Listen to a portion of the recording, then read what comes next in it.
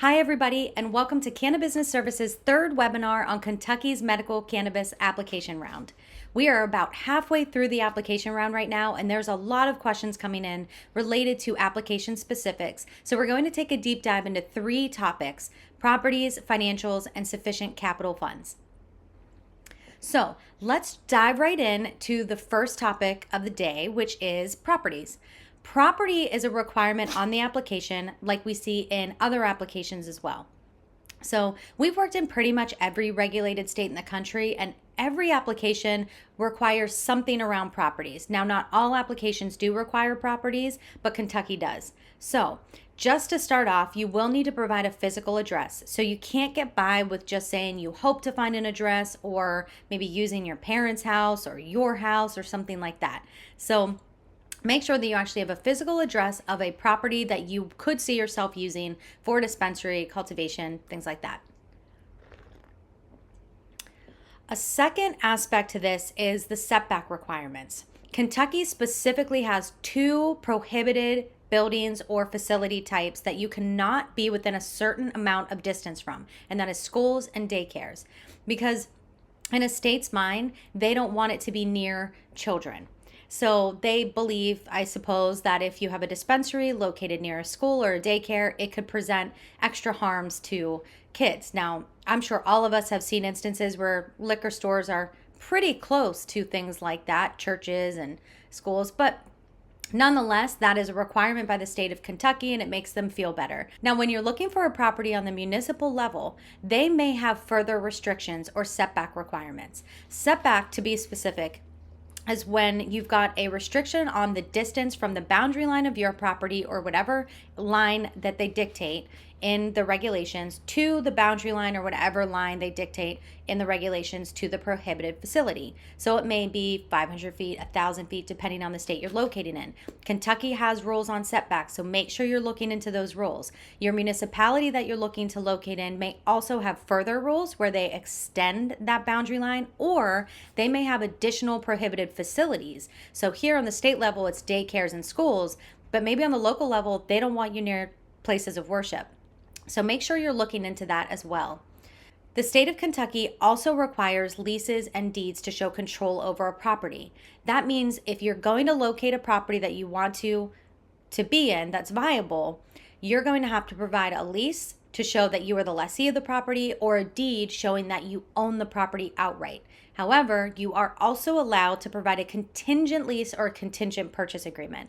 Contingent meaning you'll set up the language of the lease or the purchase agreement to buy in a way that says you will only buy if you get a license, or you will only be the lessee, you will only lease. This is fully executed contingent upon your becoming licensed by the state of Kentucky. There's further negotiation that usually has to be done.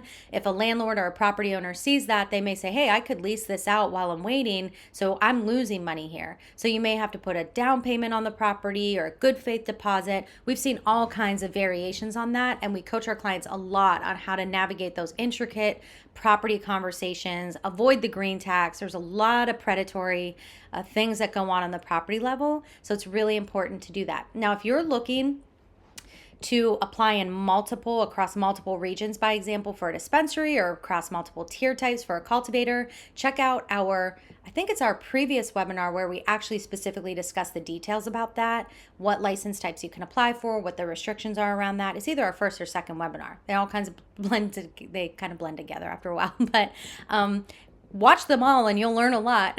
You just won't remember the order that you learned it. But nonetheless, when you are looking to apply across different regions, or you're looking to submit multiple applications, you're going to need different properties. So this is going to be a big hurdle if you're looking to apply multiple times in this round.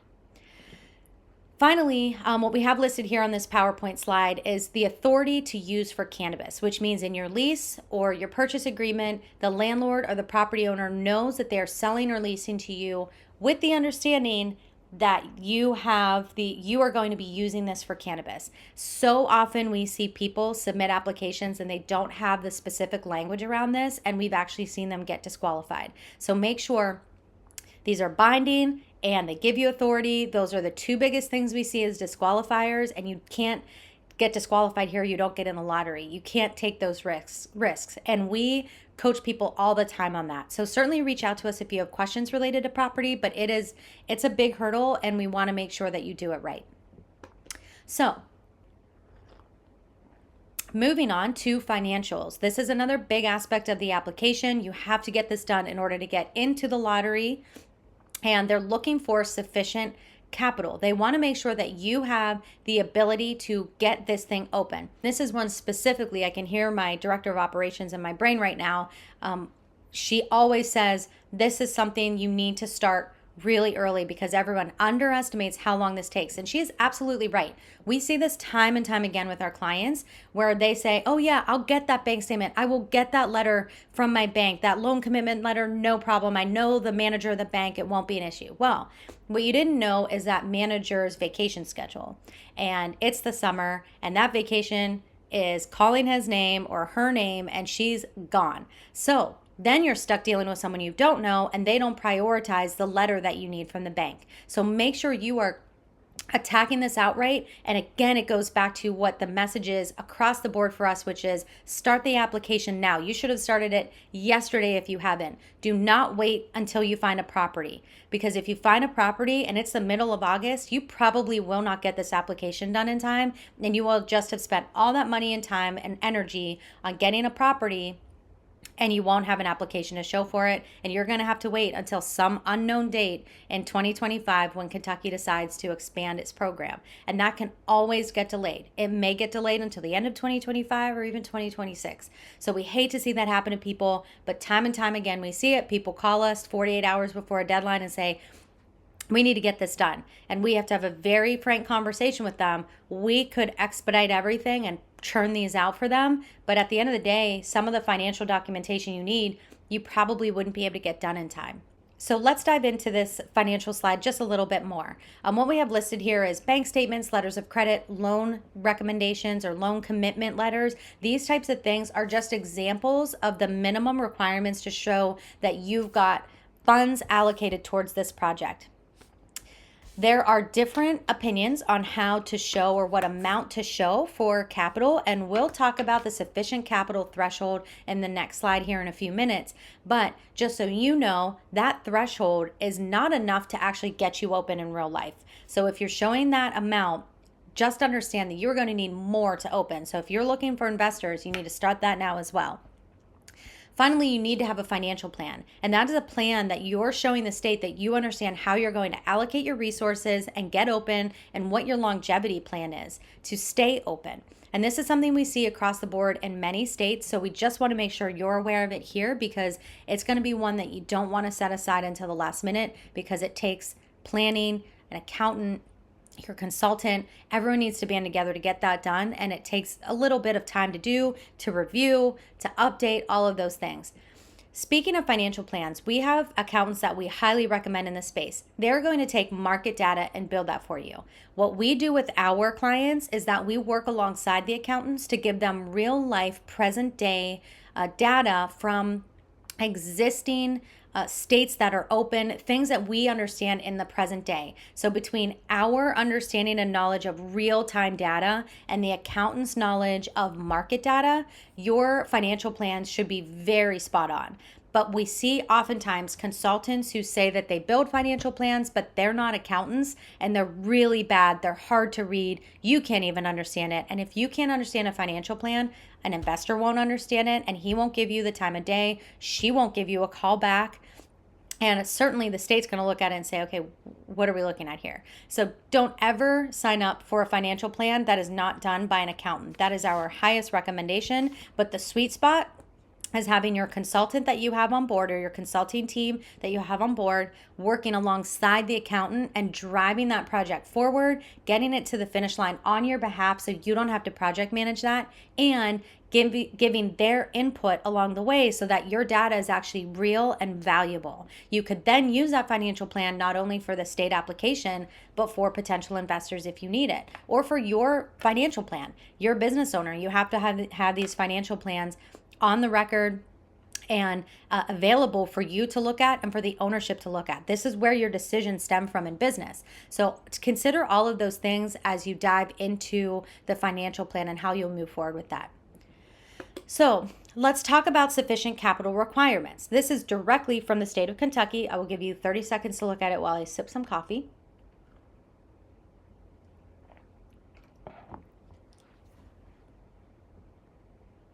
Okay, so let's jump in. I think I gave you 10 seconds to look at it, but we'll run through it all right now. So they have cultivation split across different tiers. And like we discussed in previous webinars and our social media posts and things like that, and our blog and our state page on our website, we have a ton of information there. You have different tier types that you can apply for, and that's based on canopy size. A lot of people jump right into the biggest size that they can because they think, yeah, let's just swallow up the market.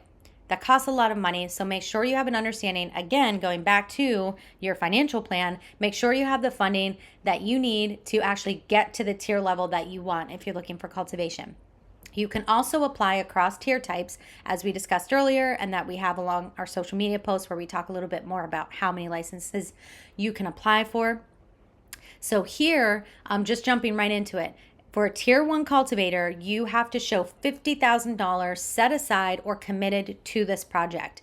Tier 2 cultivators, $200,000. Tier 3, $500,000. Tier 4 is $1 million, but there's an asterisk next to Tier 4 because that's not available in this first lottery round. That will be available in 2025 or some undisclosed date at this point.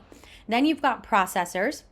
That is another term, a manufacturer, extraction company, that type of thing. So you're making the products, you're taking the flower from the cultivator, you're producing products like the oils and the balms, the infused products or edibles, and then you're selling them to a dispensary. So processor, $150,000, and then dispensary, $150,000. Safety compliance facility, that's that third-party lab that tests the product, that's $150,000 as well. So when I say having a letter or some sort of commitment to the project, I mean that if you're applying for dispensaries across all 11 regions, you have to have $150,000 allocated and committed to region 1, that application, a separate amount of $150,000 to another region, another region, another region. You cannot pull from the same $150,000 for all dispensaries. You will get disqualified.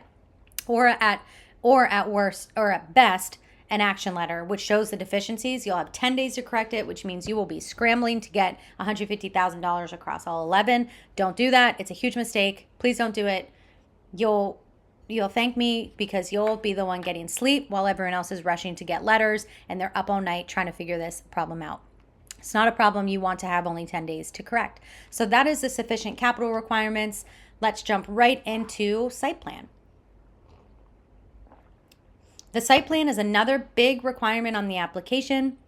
It requires you to provide information or details about the location that you will be operating in. They want both a narrative of how you plan to use the facility, the business activities that you'll be participating in on a day-to-day basis, as well as a rendering or a layout of the facility. It doesn't have to be full-blown architectural plans, but it certainly needs to be more than this. So make sure that you're not just copying and pasting what the state provides, because that's just an example, right? Site map, floor plans, like we discussed, those are the things you're going to need to provide to show that you have an understanding of what this business is actually going to look like. Finally, action letters. I've been talking about this throughout this whole webinar, so I thought it would be a good idea to touch on that right now.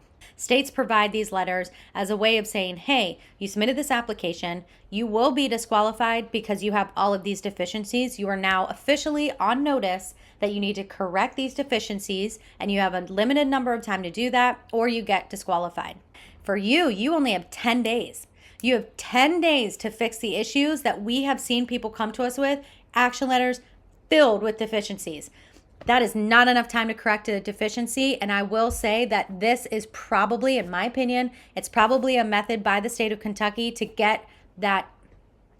They're probably trying to call down the amount of applications that are going to go into that lottery. And this is a great way to do it. But if that application or if that action letter is filled with things like you're missing these letters from the bank, you don't have a sufficient site plan, your property violates a setback rule. You will not have enough time to get those corrections made within 10 days. There's some things you can correct in 10 days, but there's not a lot of things you can correct in 10 days. And if you've got an action letter filled with 2 pages worth of issues, that's a lot of things to correct in very little time. And if you don't correct it, you don't get into the lottery. So make sure you're very clear on who you're teaming up with to get this application done, whether it's us or another quality consultant. My only recommendation is that you vet your consultants before you sign on with them, because you do not have the liberty to make a mistake here. And I would hate to see someone sign on with a consultant who doesn't know what they're doing, cannot project manage. You're going to find yourself project managing this, and then you're going to look up and you're going to realize, I spent so much money on this consultant and they failed me. And now I lost out on an opportunity that could make me millions and millions of dollars. And this is the first round in Kentucky, which means you have the opportunity to get in before anybody else. You get the first stab at all the customers. You get to build brand loyalty. And then when the state converts into adult use, you can actually be one of the dual use holders of medical and adult use. This is the time to get in. I do not recommend waiting until 2025 or whenever that future round opens, because the ones who get in on this round are the ones who win. It's going to be some challenges along the way, but they ultimately do much better. They fare better than those who get in when the adult use round opens up years later. That could be quite a few years from now.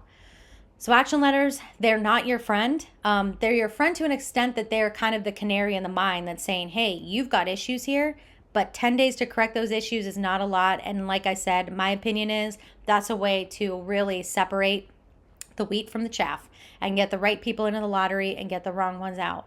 So make sure, like I said, you are selecting the right person for your application. And it's not a scare tactic. It's just we've seen it so many times.